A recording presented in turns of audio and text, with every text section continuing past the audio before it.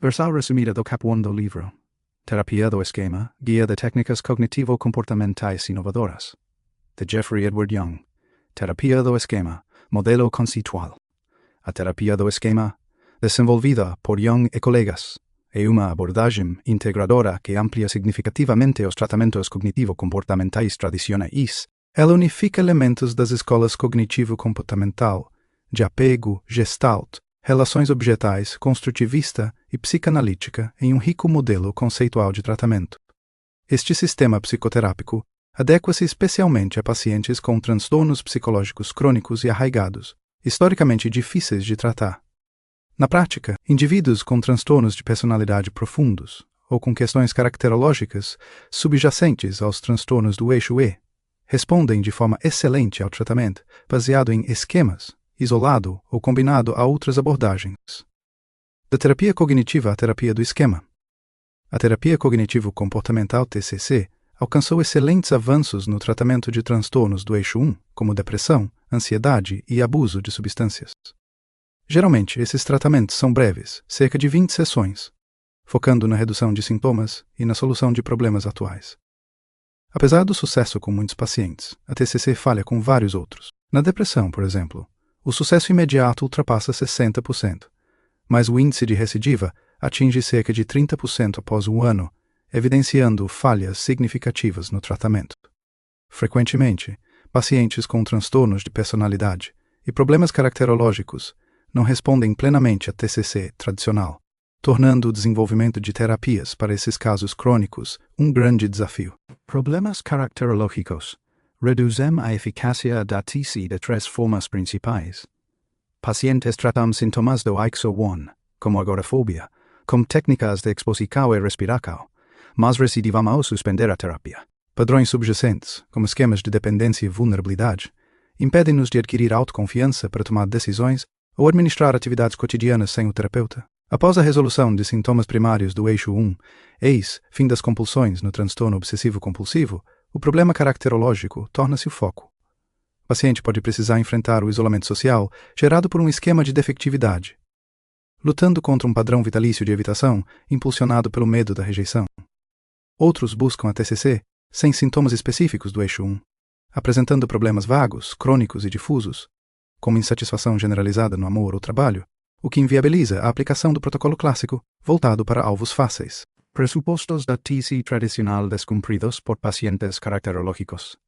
A TCC tradicional falha em casos complexos, porque parte de pressupostos inatingíveis para pacientes com problemas caracterológicos. O primeiro pressuposto é a adesão ao protocolo.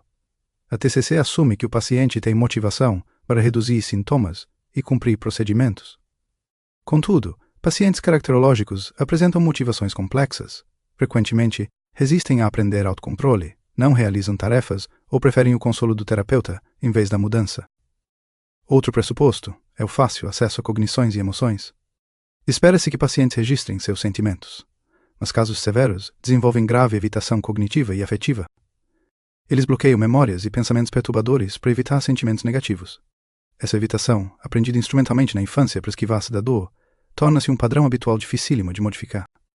A TCC também presume a capacidade de mudar comportamentos por meio da análise empírica e experimentação. Entretanto, padrões autossabotadores de pacientes caracterológicos resistem fortemente às técnicas cognitivas. Dada sua rigidez psicológica, seus problemas são egocintônicos, integram um núcleo de sua identidade. Abrir mão desses padrões equivale a uma morte parcial, gerando defesa reflexiva contra mudanças. Além disso, a TCC pressupõe o estabelecimento rápido de uma colaboração terapêutica. Dificuldades interpessoais, marca registrada dos transtornos de personalidade, impedem que alianças seguras se formem. Pacientes borderline hiperfocam nas próprias necessidades afetivas, enquanto narcisistas ou paranoides adotam postura hostil e desconectada. Dessa forma, a relação terapêutica precisa ser a área central da avaliação, algo negligenciado pela TCC clássica. Por fim, a TCC exige problemas-alvo discerníveis, enquanto pacientes caracterológicos trazem queixas crônicas e difusas que impedem intervenções sintomáticas restritas. O desenvolvimento da terapia do esquema. Diante desses impasses, Young desenvolveu a terapia do esquema para tratar os crônicos insucessos de tratamento. Essa abordagem sistemática expande a TCC integrando técnicas variadas, com forte ênfase nas origens infantis, emotividade, relação terapeuta-paciente e estilos de enfrentamento.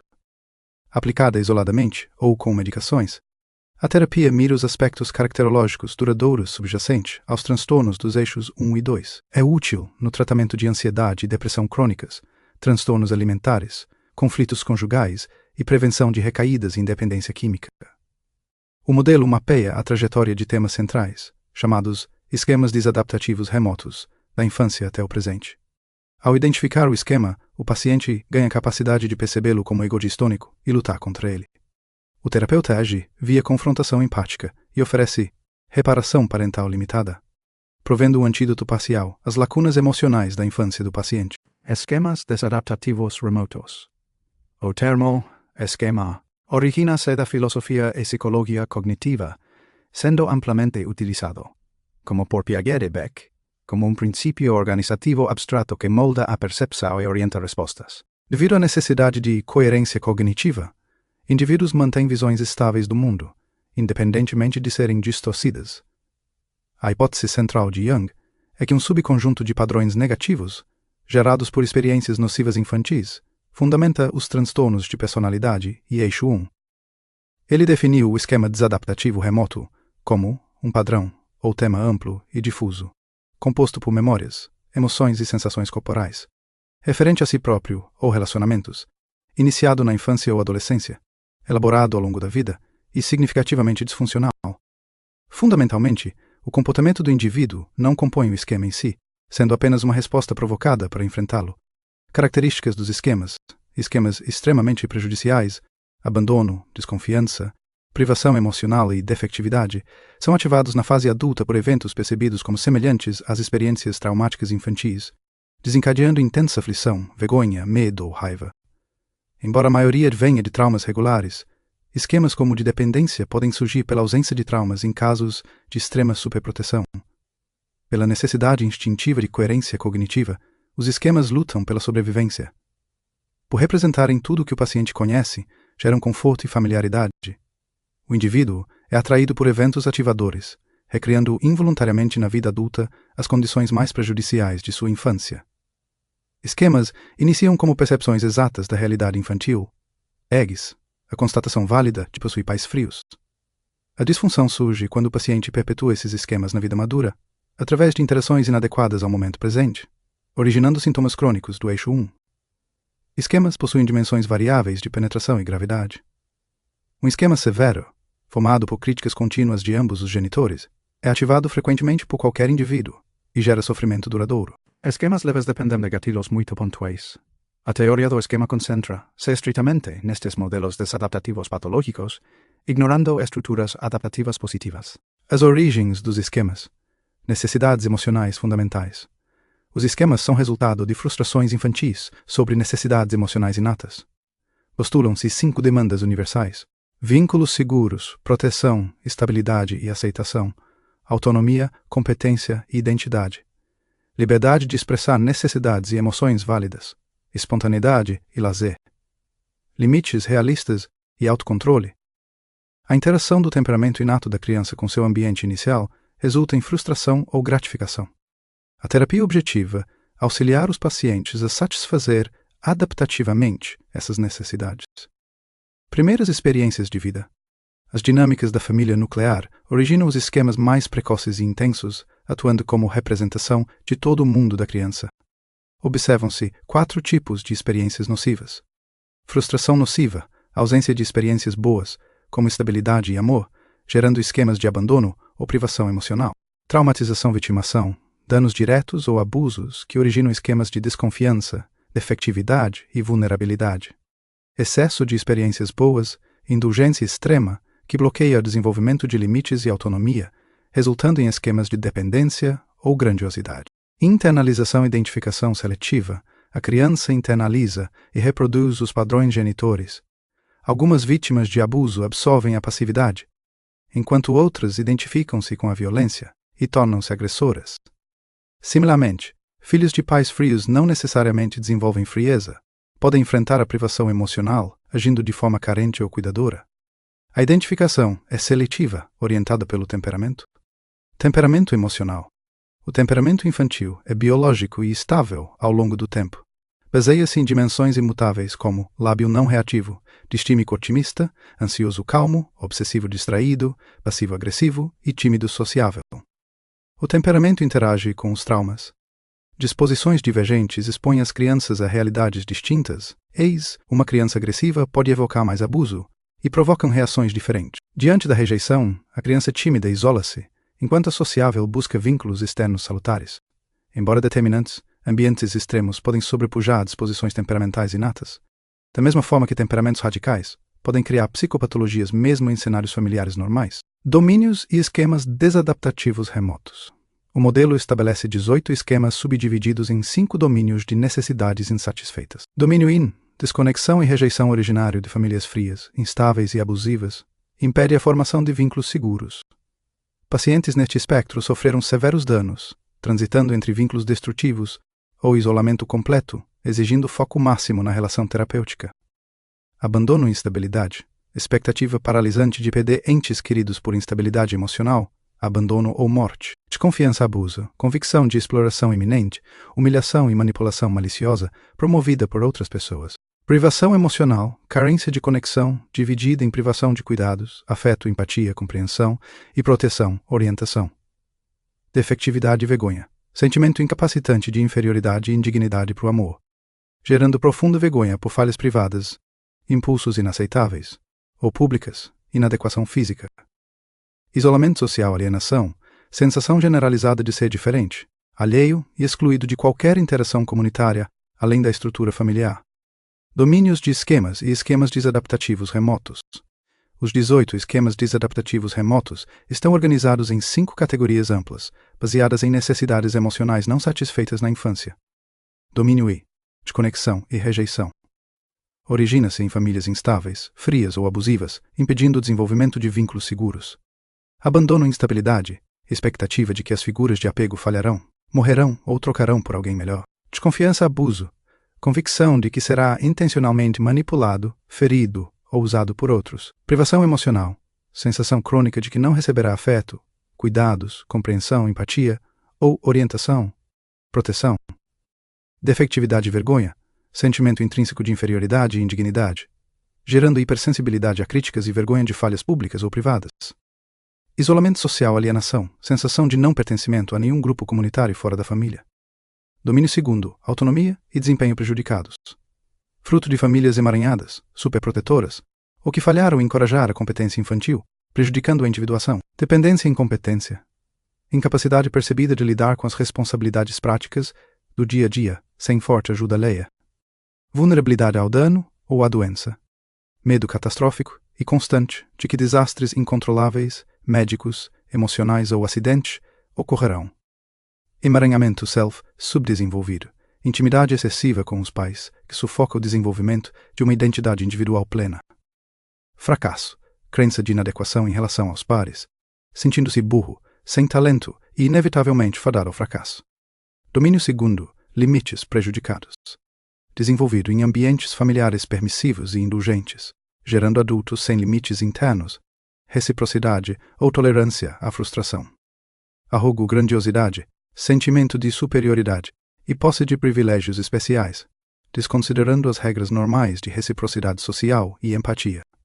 Autocontrole e autodisciplina insuficientes, recusa em tolerar desconfortos e frustrações para atingir metas, evitando responsabilidades e conflitos. Domínio 4. Direcionamento para o outro.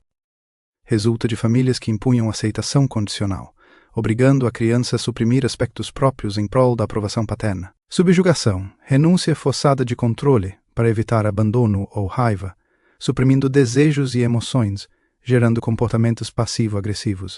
Autossacrifício. Atendimento voluntário e crônico das necessidades alheias em detrimento próprio, muitas vezes para evitar culpa ou dor aos outros. Busca de aprovação, reconhecimento, condicionamento da autoestima às reações de terceiros, status, aparência, dinheiro, carecendo de um self genuíno. Domínio FI, supervigilância e inibição. Surge em lares rígidos e punitivos que valorizam o dever e a repressão de impulsos no lugar da espontaneidade e do relaxamento. Negativismo, pessimismo, foco exagerado nos aspectos negativos, dor, morte, fracasso, e hipervigilância, ignorando os elementos positivos, inibição emocional, sufocamento de emoções, raiva, alegria, afeto e da vulnerabilidade para evitar desaprovação, priorizando a racionalidade fria, padrões inflexíveis, postura crítica exagerada, esforço implacável para cumprir altos ideais internalizados de perfeccionismo, prejudicando o lazer, a saúde e a autoestima. Postura punitiva, crença dogmática de que qualquer erro, próprio ou alheio, deve ser severamente castigado. Esquemas condicionais versus incondicionais. Esquemas incondicionais são os mais nucleares e remotos: eis, abandono, defectividade, privação emocional. Neles, o paciente não visualiza esperança de mudança, acreditando que o resultado negativo é um fato absoluto de sua existência. Esquemas condicionais são secundários e desenvolvem-se como tentativas de amenizar a dor dos esquemas nucleares incondicionais, eis, subjugação, autossacrifício, padrões inflexíveis. Oferecem uma falsa esperança. O paciente acredita que, se cumprir as exigências, como ser perfeito ou ceder sempre, poderá evitar o sofrimento e a rejeição. Interferência na terapia cognitivo-comportamental, TCC. Os esquemas inviabilizam os pressupostos da TCC tradicional. Pacientes com esquemas de desconexão e rejeição falham na criação da aliança terapêutica necessária. Indivíduos com autonomia e desempenho prejudicados não conseguem definir os objetivos claros que a TCC exige.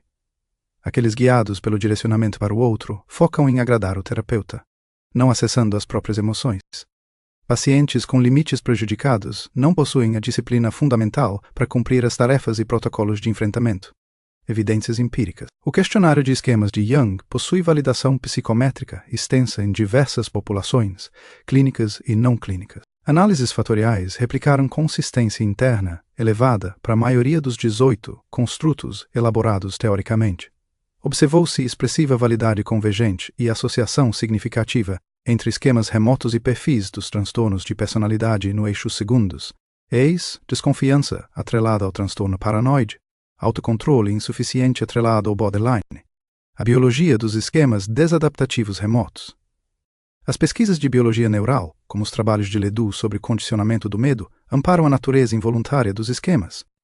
O papel da amígdala, o sistema amigdaliano, grava memórias emocionais e respostas somáticas traumáticas de maneira rápida, inconsciente, automática e praticamente perene. O papel do hipocampo neocórtex, responsáveis pelas cognições superiores e lembranças verbais conscientes, implicações terapêuticas. Como as emoções gravadas na amígdala antecedem o processamento intelectual, as abordagens estritamente lógicas, TCC padrão, não atingem o núcleo do trauma. Muitos esquemas originam-se em fases pré-verbais da infância, tornando imperativo acessar o afeto para ativar a via neural e possibilitar o controle consciente exercido pelo córtex. O adulto saudável, sobre as reações primitivas.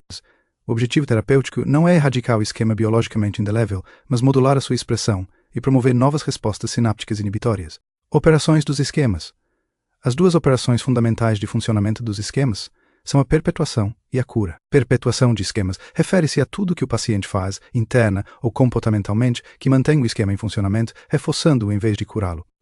Ocorre por meio de 3 mecanismos: distorções cognitivas, perceber situações de forma equivocada e interpretar fatos para confirmar o esquema, padrões de vida autoderrotistas, escolher inconscientemente relacionamentos ou situações que ativam o esquema, e estilos de enfrentamento desadaptativos.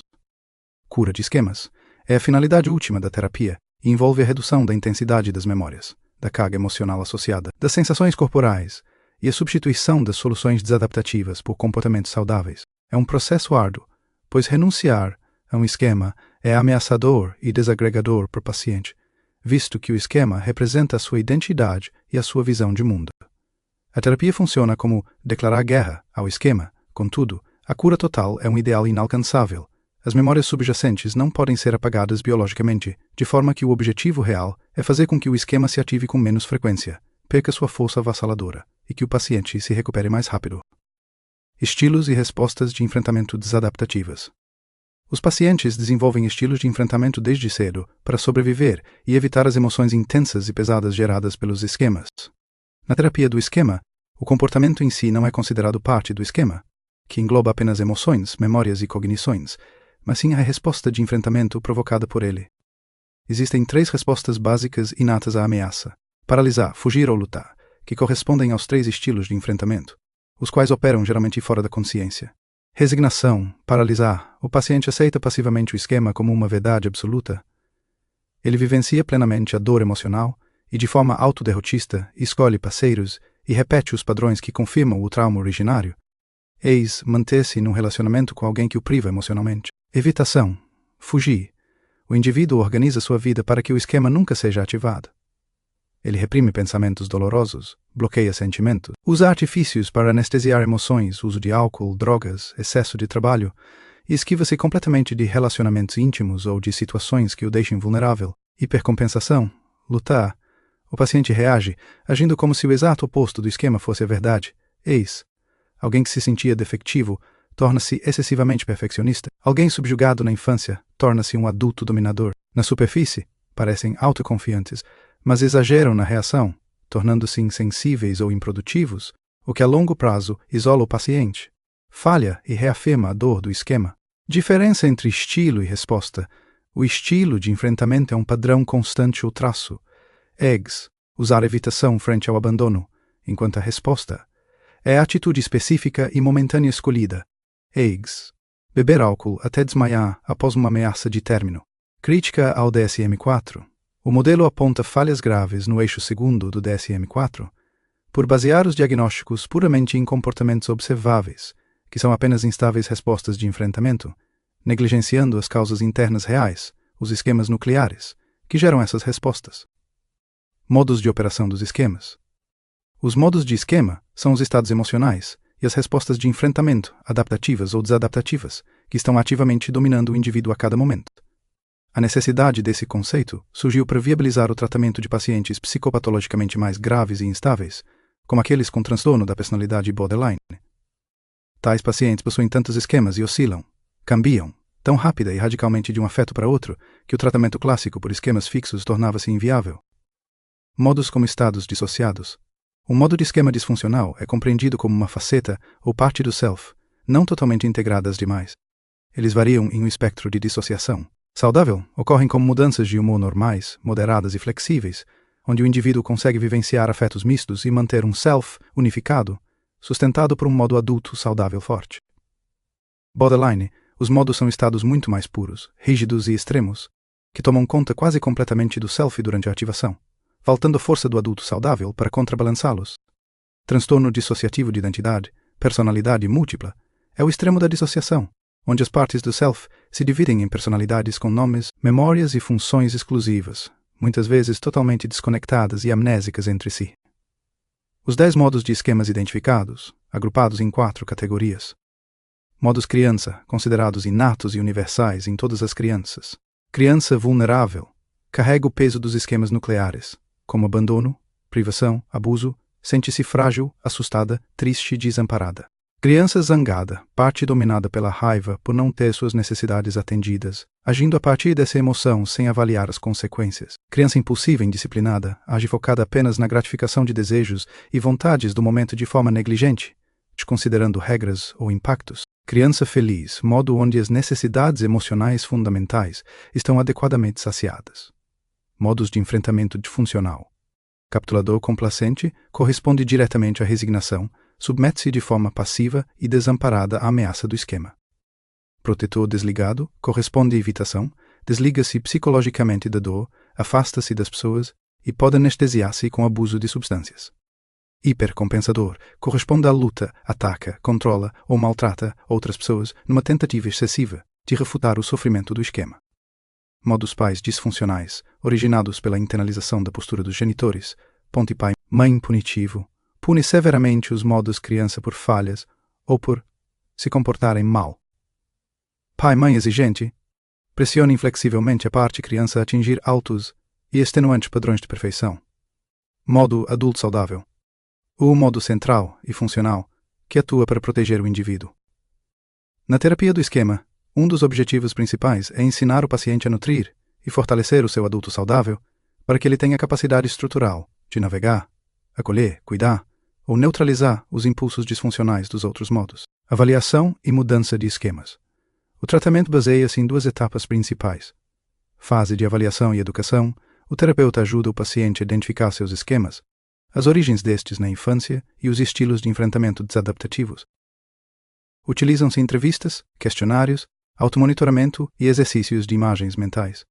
O objetivo final desta fase é desenvolver uma conceituação de caso completa e um plano de tratamento estruturado e focado. Fase de mudança combina estratégias de maneira flexível, ponta técnicas cognitivas. O paciente aprende a construir uma argumentação lógica contra o esquema, avaliando evidências a favor e contra, muitas vezes resumindo as refutações em cartões de enfrentamento para leitura diante de gatilhos. Técnicas vivenciais, emocionais, através de imagens mentais e diálogos, o paciente acessa o nível emocional, expressando raiva e tristeza, confrontando figuras da infância e protegendo a sua criança vulnerável. Rompimento de padrões comportamentais. Utilizam-se ensaios comportamentais e tarefas para substituir os estilos de evitação, resignação ou hipercompensação por novos comportamentos e escolhas de vida saudáveis. Relação terapeuta-paciente. Atua como um agente direto de mudança através de duas posturas: a confrontação empática, demonstrar empatia pelas emoções do esquema, mas confrontar rigidamente suas visões distorcidas, e a reparação parental limitada. O terapeuta fornece, dentro dos limites éticos, as necessidades emocionais que não foram supridas na infância do paciente. Comparação com outros modelos. A terapia do esquema, TI, possui uma filosofia integradora que não opera por tentativa e erro, mas une conceitos de diversas escolas sob um modelo teórico sistemático. Terapia cognitiva reformulada de Beck. Ambas utilizam o empirismo e focam em esquemas modos. Contudo, a TI atua de baixo para cima. Trata primeiro os esquemas remotos profundos, em vez dos pensamentos automáticos superficiais. Enfatiza extensamente as origens na infância e os estilos de enfrentamento, além de dar centralidade às técnicas vivenciais e à reparação parental limitada, aspectos periféricos na TCC clássica. Abordagens psicodinâmicas e psicanálise compartilham o interesse pelas origens infantis e pela transferência contra transferência na relação terapêutica. Diferem substancialmente na postura. A TI é ativa, diretiva e integradora, não neutra, e baseia-se na busca humana por coerência cognitiva e na frustração de necessidades emocionais básicas, e não na repressão de pulsões sexuais ou agressivas instintivas. Teoria do apego, Bowlby, exerce grande influencia na TI. A base segura teorizada por Bowlby é diretamente implementada por meio da reparação parental limitada. Os modelos de funcionamento interno de Bowlby equivalem aos esquemas desadaptativos remotos, e os processos de assimilação e acomodação refletem os mecanismos de perpetuação e cura de esquemas, respectivamente. Terapia cognitiva analítica, Ryle, e esquemas pessoais, Horowitz. O modelo de Ryle foca na repetição neurótica e no insight através de diagramas. A TI diferencia-se por considerar o insight intelectual insuficiente para patologias graves, como o transtorno borderline, focando mais na evocação do afeto e conectando-se à criança vulnerável do paciente. Horowitz descreve estados mentais e defesas quase idênticos aos modos e enfrentamentos de Jung, mas a TI fornece estratégias de mudança mais detalhadas e estruturadas. Terapia focada na emoção, Greenberg, ambas focam na mudança de esquemas emocionais e utilizam fortes diálogos empáticos.